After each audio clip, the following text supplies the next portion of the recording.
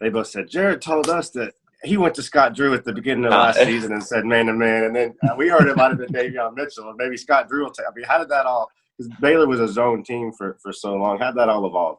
Yeah, I was there in the conversation, but Davion was the guy, I think, for sure, that said, we need to go man. And I was a guy, like, we just played one season playing zone, and I kind of liked it, kind of didn't like it.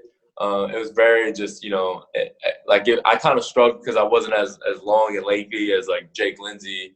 But I don't know. I think it was definitely Davion Mitchell. And then when Davion looked at me talking to Coach Drew, I was just like, yeah, like why not? Like, yeah. So I give Davion credit.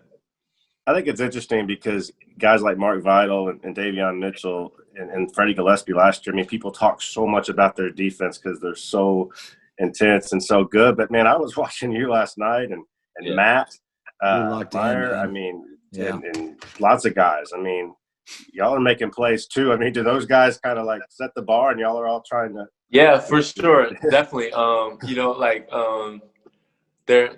Coach Tang likes to call them goons. And, I want to be known as a goon. So I'm like, I'm always talking smack to Davion whenever I get a stop. I'm like, see, I told you, I'm like that a lot of times. But, yeah, and those guys set the bar.